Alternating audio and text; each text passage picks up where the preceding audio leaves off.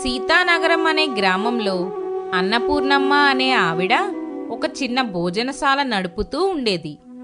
ఆవిడి చేతి వంటకు, ఆవిడి చూపించే ఆప్యాయతకు చుట్టుపక్కల గ్రామాల్లో మంచి పేరుండేది.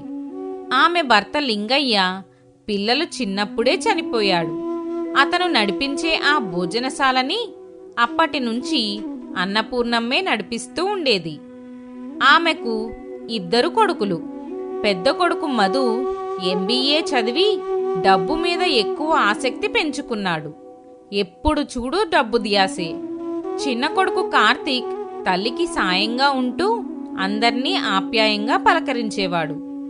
వారి భోజనశాలలో కోటయ్య అనే ఒక పెద్దాయన ఎప్పటినుంచో నమ్మకంగా పనిచేస్తూ ఉండేవాడు.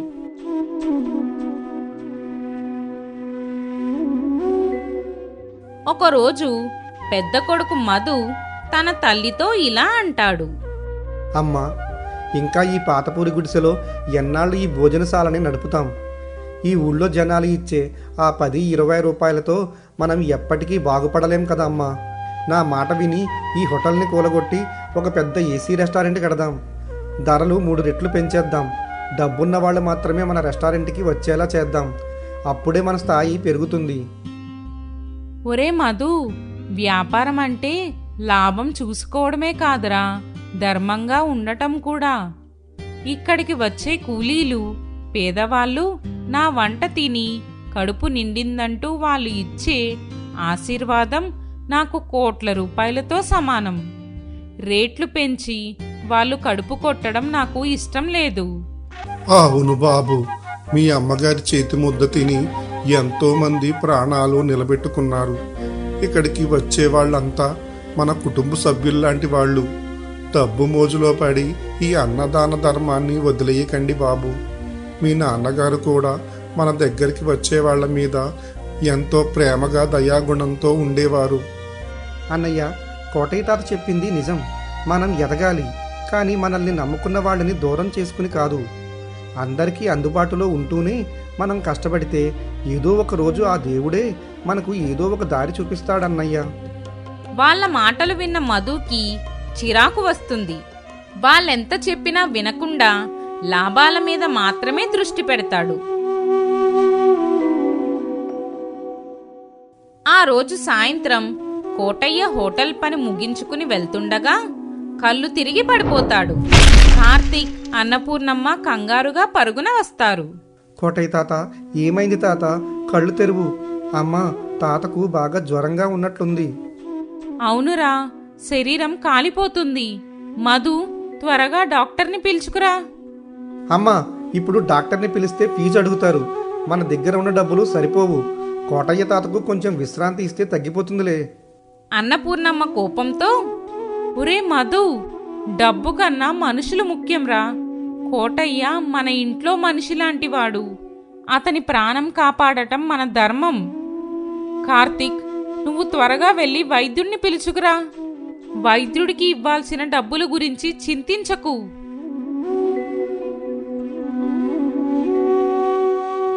కార్తీక్ డాక్టర్ని పిలుచుకుని వస్తాడు. డాక్టర్ కోటయ్యను పరీక్షించి, ఇతనికి సీరియస్గా ఉందమ్మా. ఇతనికి కొద్దిగా రక్త పరీక్షలు ఇలాంటివన్నీ చెయ్యాలి. మీరు పట్నంలో హాస్పిటల్కి తీసుకువెళ్ళండి. ఇతని చికిత్స కోసం కనీసం ఒక 5,000 రూపాయలైనా ఖర్చు అవుతుందమ్మా.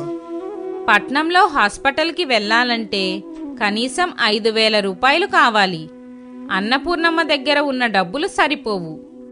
దేవుడా, కోటయ్య ప్రాణాలు కాపాడడానికి డబ్బులు ఎలా వస్తాయి? అమ్మా, నా దగ్గర కొంచెం డబ్బులున్నాయి. నేను దాచుకున్నవి. ఆ డబ్బులు సరిపోతాయి అనుకుంటున్నాను. నాన్న కార్తీక్, నువ్వు చాలా మంచివాడివిరా.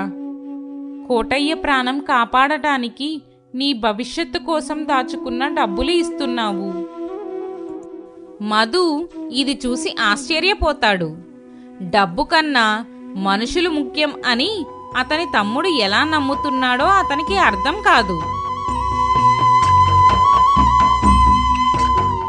కోటయ్యను సిటీ హాస్పిటల్కు తీసుకుని వెళ్తారు.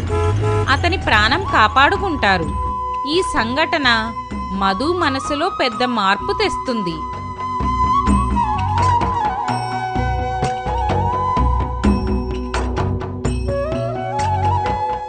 ఒకరోజు మధ్యాహ్నం ఆ భోజనశాలకు ఒక సాధారణ వృద్ధుడు వస్తాడు. ఆయన బట్టలు మాసిపోయి బాగా అలిసిపోయి ఉంటాడు. బాబు, ఉదయం నుండి ప్రయాణం చేస్తున్నాను. బాగా ఆకలిగా ఉంది. జేబులో పర్సు ఎక్కడో పడిపోయింది. దయచేసి కాస్త అన్నం పెడితే మా ఊరు వెళ్ళాక మీకు డబ్బులు పంపిస్తాను. ఏమయ్యా, ఇది వ్యాపారం చేసే చోటు. పర్సు లేకుండా ఎలా బయలుదేరావు? డబ్బులు ఇవ్వకుండా ఉచితంగా భోజనం ఎవరు పెడతారు? అక్కడే ఉన్న తమ్ముడు కార్తీక్ ఇలా అంటాడు. అన్నయ్య, మన గుమ్మం దాకా వచ్చిన వాళ్ళని ఆకలితో పంపడం మన పద్ధతి కాదు. మీరు కూర్చోండి తాతగారు. డబ్బుల గురించి ఇబ్బంది లేదు. ప్రశాంతంగా భోజనం చేయండి. ఆ పెద్దాయనకు కార్తీక్, అన్నపూర్ణమ్మ స్వయంగా వడ్డించి కడుపు నిండా భోజనం పెడతారు. ఆయన ఎంతో తృప్తిగా ఆశీర్వదించి వెళ్ళిపోతాడు.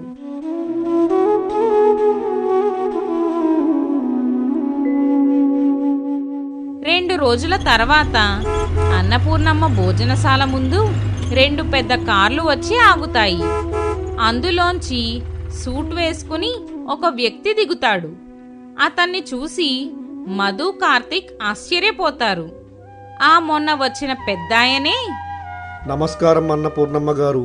నా పేరు భూపతిరాజు. సిటీలో ఉన్న సంజీవిని మల్టీ స్పెషాలిటీ హాస్పిటల్స్కి నేను చైర్మన్ని. మీరా సార్, ఆ రోజు అలా మాసిపోయిన బట్టలతో వచ్చారు? అవును మధు, మా హాస్పిటల్లో వేలాది మంది రోగులు, వాళ్ళ బంధువులు ఉంటారు. వాళ్లకు కేవలం వ్యాపారం కోసం కాకుండా ప్రాణం పెట్టి ప్రేమగా వండి పెట్టే కాంట్రాక్టర్ కోసం వెతుకుతున్నాను. డబ్బు కోసం మనసు చంపుకునే వాళ్ళు నాకు వద్దు. ఆకలి విలువ తెలిసిన వాళ్ళు కావాలి. అందుకే ఆ రోజు నేను సాధారణ వ్యక్తిలా వచ్చాను. మీ తమ్ముడిలో ఉన్న దయ, మీ తల్లిగారి వంటలో ఉన్న స్వచ్ఛతను చూశాను. అందరూ చెప్తుంటే విన్నాను మీ మంచి మనసు గురించి. మొన్న వచ్చినప్పుడు నేను ప్రత్యక్షంగా చూశాను. సార్, మేము కేవలం మా ధర్మాన్ని పాటించాము అంతే. ఆ ధర్మమే మిమ్మల్ని ఈరోజు ఈ స్థాయికి తెచ్చింది బాబు. మా హాస్పిటల్కి సంబంధించిన భోజనాల కాంట్రాక్టు మీకు ఇస్తున్నాను. దీని ద్వారా మీకు నెలకు లక్షల్లో లాభం వస్తుంది. దానికి తోడు ఎంతోమంది రోగుల ఆశీర్వాదం కూడా దొరుకుతుంది. రేపే వచ్చి అగ్రిమెంట్ మీద సంతకం చెయ్యండి. భూపతిరాజు గారి మాటలు విన్న మధుకి కళ్ళు తెరుచుకుంటాయి. వ్యాపారం అంటే కేవలం లాభాలు తెచ్చుకోవడం కాదని, మనుషులకు చేసే సేవే అసలైన పెట్టుబడి అని అతనికి అర్థమవుతుంది. నన్ను క్షమించమ్మా. వ్యాపారం అంటే కఠినంగా ఉండాలి, డబ్బున్న వాళ్ళకే విలువ ఇవ్వాలి అనుకున్నాను. కానీ నువ్వు నమ్మిన ధర్మమే ఈరోజు మనకి ఇంత పెద్ద అవకాశాన్ని తెచ్చిపెట్టింది. ఇకపై నీ అడుగుజాడల్లోనే నడుస్తానమ్మా. ఈ భోజనశాలను ఎప్పటికీ అందరికీ అందుబాటులోనే ఉంచుతాను. తమ్ముడు, నన్ను క్షమించరా. చిన్నవాడివైనా నాకన్నా మంచి మనసులో చాలా గొప్పవాడివి. సంతోషంరా. మనిషికి ఉండాల్సిన ఆస్తి మానవత్వం. అది ఉన్నవాడు ఎప్పటికీ పడిపోడు.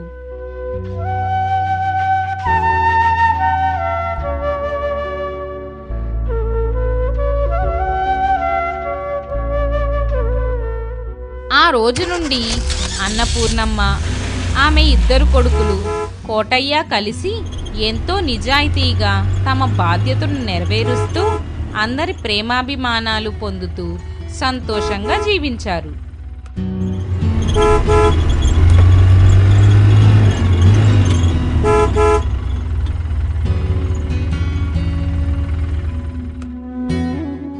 మనం సంపాదించే నోట్ల కట్టలు మన అవసరాలను తీరుస్తాయేమో కానీ ఆకలితో ఉన్నవాడు కడుపు నిండా తిని పెట్టే దీవెన మన వంశాన్ని కాపాడుతుంది. గుర్తుంచుకోండి, బ్యాంక్ బ్యాలెన్స్ కంటే సాటి మనుషుల మనస్సుల్లో మనం సంపాదించుకున్న స్థానమే అసలైన ఆస్తి. వ్యాపారం అంటే కేవలం అవతలివాడి జేబులోని రూపాయిని మన జేబులోకి మార్చుకోవడం కాదు. అవతలివాడి కష్టాన్ని గుర్తించి అతనికి ఇచ్చే గౌరవమే అసలైన వ్యాపార ధర్మం. మానవత్వం లేని వ్యాపారం శవంతో సమానం. చాలా మంది లాభాల కోసం వెంపర్లాడుతుంటారు, కానీ నిజమైన పెట్టుబడి నమ్మకం. ఆ నమ్మకాన్ని నిజాయితీతో సంపాదిస్తే రాజభోగాలు అవే వెతుక్కుంటూ వస్తాయి. భూపతిరాజు లాంటి వారు లోకంలో వెతికేది మీ తెలివితేటలను కాదు, మీలోని నీతిని మాత్రమే. దేవుడు మనకు ఏదో ఒక రూపంలో అవకాశాన్ని ఇస్తాడు. అది మారువేషంలో వచ్చిన భూపతిరాజు రూపంలో ఉండవచ్చు, లేదా ఆపదలో ఉన్న కోటయ్య రూపంలో ఉండవచ్చు. ఆ సమయంలో మనం చూపే జాలి, కరుణే మన భవిష్యత్తును నిర్ణయిస్తాయి. మధులాగా డబ్బు ఉంటేనే లోకం గౌరవిస్తుంది అనుకోవడం భ్రమ. కార్తీక్ లాగా అణకువగా ఉంటేనే లోకం మనల్ని ఆరాధిస్తుంది. ఎదిగే కొద్దీ ఒదగడం అంటే ఇదే. చెట్టుకు పండు పెరిగే కొద్దీ అది భూమి వైపు వంగుతుంది తప్ప ఆకాశానికి వెళ్ళదు. మనం సమాజానికి ఏమిస్తామో అదే మనకు తిరిగి వస్తుంది. మనం ఆకలిని పెడితే మనకు అన్నం దొరుకుతుంది. మనం ప్రేమను పంచితే మనకు గౌరవం దొరుకుతుంది. ఈ రోజు మీరు చేసే చిన్న సహాయం రేపు మీ ప్రాణాన్ని కాపాడే పెద్ద కవచంలా మారుతుంది. 10 మంది కంటే ఎక్కువ డబ్బు సంపాదించడం గెలుపు కాదు. 10 మంది కష్టాల్లో ఉన్నప్పుడు మీ పేరు గుర్తుకు రావడం అసలైన గెలుపు. ఈ కథ మీకు నచ్చినట్టయితే లైక్ చేయండి, షేర్ చేయండి, హైప్ చేయండి. మీ బంధుమిత్రులతో పంచుకోండి. ప్రతివారం సరికొత్త కథతో మీ ముందుకు వస్తుంది బెస్ట్ ప్రైమ్ టేల్స్.